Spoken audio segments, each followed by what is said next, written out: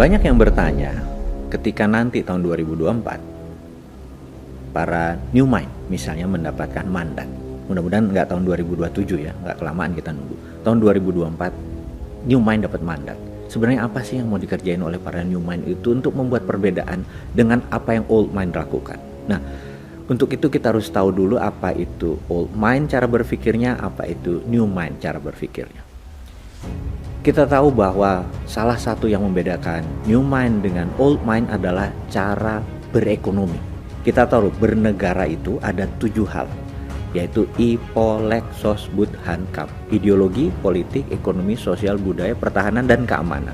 Nah, di dalam new mind, cara bernegaranya itu sedikit berbeda, namun tujuannya sama. Kita pro Undang-Undang Dasar 45, kita pro NKRI garis lurus, kita pro kebinekaan, maksudnya Bhinneka Tunggal Ika, dan kita pro Pancasila. Itu kita tidak usah ubah. Sebelum kita masuk ke topiknya, ada hal yang menarik tentang Pancasila yang mungkin anak-anak atau sahabat generasi muda ingin bertanya, kenapa Pancasila itu dicemburui oleh banyak negara besar? Bukan negara saja, negara besar. Karena kita adalah memiliki dasar negara yang sangat keren. Karena kita menggabungkan 5 hal yang diimpikan. Dan ini bukan utopia, sesuatu yang dicita-citakan tapi tidak mungkin tercapai. Tapi ini benar-benar dasar negara yang dicemburui. Apa itu? Ketuhanan yang Maha Esa adalah belief in God. Dan itu adalah sila pertama. Sila kedua, kemanusiaan, itu artinya humanitarian. Ketiga, persatuan Indonesia, itu adalah bentuk nasionalisme. Keempat adalah musyawarah, itu adalah bentuk demokrasi. Dan terakhir adalah keadilan sosial bagi seluruh rakyat, artinya adalah social justice. Jadi 5 itu mencakup ideologi sebuah bangsa besar dan dirangkum dengan sangat sederhana. Karena itu new mind tidak akan merubah dasar, karena itu platform yang dicemburui banyak negara. Nah, kita memulai dengan sesuatu apa yang beda. Yang jelas konsep MMT, Modern Monetary Theory, yang pemerakarsanya adalah Michael Hudson. Dia punya Hudson Institute yang pada tahun 1971 dia adalah salah satu advisor dari Presiden Nixon. Dan apa terobosan yang dilakukan oleh Hudson?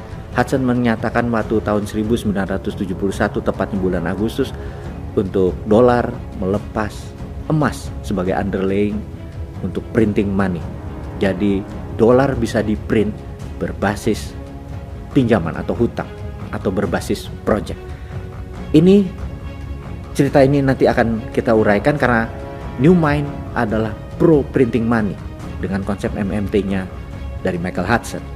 Dan saat ini Stephanie Kelton adalah salah satu sahabat saya, di mana seandainya new mind jadi mendapatkan mandat, pasti Stephanie Kelton adalah advisor dari salah satu pakar keuangan atau moneternya Indonesia nantinya ya. Gitu cuman CCM kok, cuman cita-cita mulia. Yang penting pelajarannya sekarang masuk dulu. Nah, Michael Hudson kemudian mengajar di Peking University di tahun 80-an akhir hingga tahun 90-an.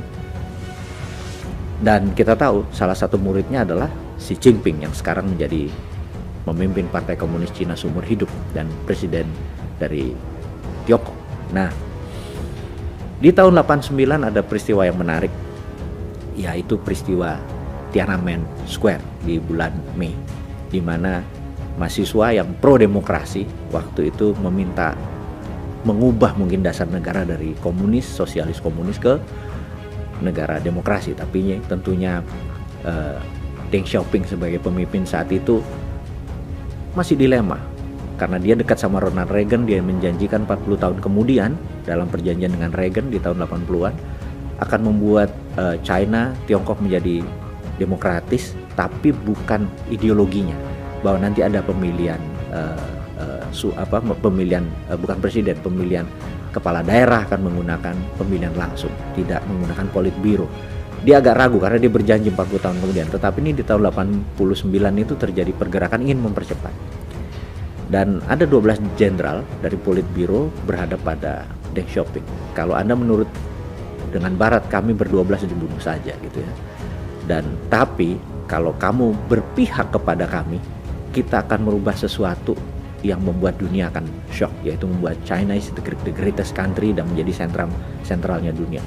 Deng akhirnya memutus pro yang 12 jenderal ini, dieksekusilah 10.000 lebih mahasiswa di Tiananmen Square.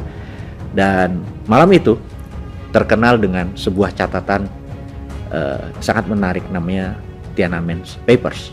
Tagline di bawahnya adalah A Secret Meeting That Changed China, sebuah rapat rahasia yang merubah China.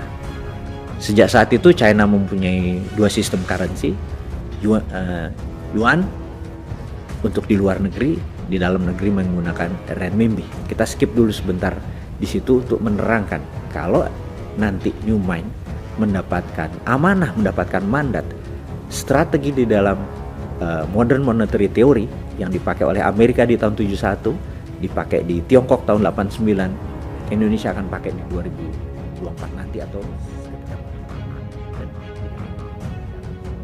isi mereka-mereka yang sekolah ke tinggi sampai profesor sampai doktor mungkin di negeri barat, dan di mana seakan-akan ilmu MMT ini menganggap ilmu-ilmu konvensional itu sebagai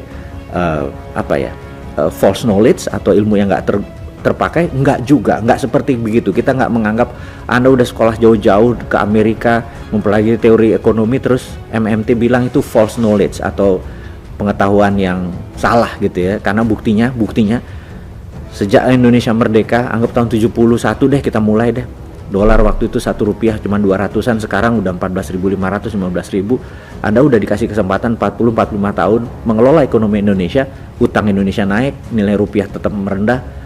Terus masih mau kasih chance gitu dengan teori Anda. Jadi nih kaum muda nih men-challenge, ya wes lah, buat gantian. Coba deh 5 tahun pakai MMT gitu ya.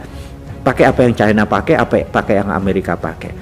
Untuk itu, teman-teman, kita memerlukan sebuah ilustrasi untuk Anda memahami apa sih itu MMT gitu ya. Apa sih ekonomi yang nanti akan dipakai. Kita kasih contoh adalah kekinian. Kekinian tuh misalnya nih, Pak Jokowi lagi duduk ini di posisi presiden. Kemudian Pak Jokowi nanya ke Menteri PUPR, Pak Basuki.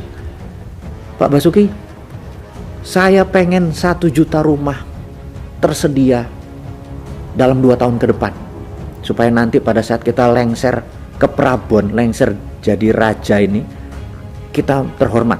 Siap Pak Presiden, gitu kata Pak Basuki, Menteri PUPR. Maka dia bilang, saya perlu, ini angka dari langit ya, saya perlu 100 triliun Pak Presiden, gitu ya. Oh gitu ya, oke. Panggil Ibu Menteri Keuangan. Ibu Menteri Keuangan, siapkan 100 triliun untuk Pak Basuki.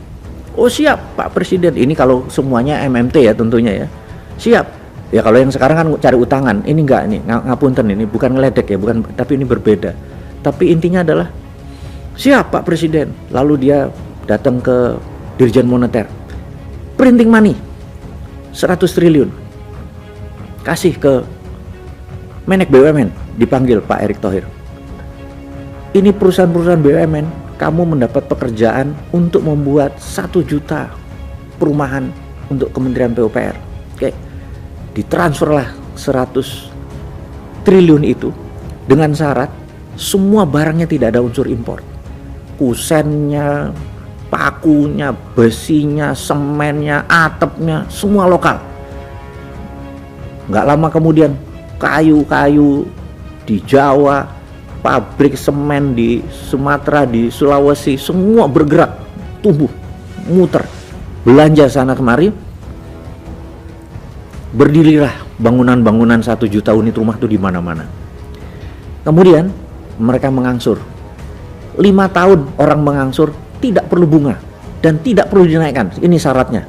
Kalau misalnya ongkosnya 100 triliun, ya 100 triliun dibagi 1 juta rumah, berapa itu? Ya udah, itu yang harus dibayar masyarakat. Masyarakat bayarnya nyicil selama 5 tahun. Begitu mereka nyicil, masuk ke Menteri Keuangan, masuk ke bank, masuk ke Menteri Keuangan, masuk ke bank, setiap nyicil uangnya diambil dibakar, setiap nyicil uangnya diambil dibakar, setiap nyicil 2 2 tahun kemudian begitu berdiri, sold 100 triliunnya masyarakat beli, dibakar. Pertanyaannya, ada inflasi nggak? Nggak ada, nol. Ada bangunan yang jadi nggak? Ada, 1 juta rumah. Murah orang nggak pakai bunga. Ekonomi tumbuh muter gitu. Terus lakukan, oke, udah punya 1 juta, mbok bikin 10 juta rumah, mbok bikin jalanan, bikin jembatan, bikin pelabuhan. Duitnya dari mana? Printing money. Begitu ini nanti balik, bayar, bakar gitu ya. Itulah yang dilakukan oleh pemerintah Tiongkok. Renminbi itu dicetak berdasarkan project. Karena itu ngawur seakan-akan mereka membangunnya. Bayangin, satu kota, ada 113 kota di Tiongkok.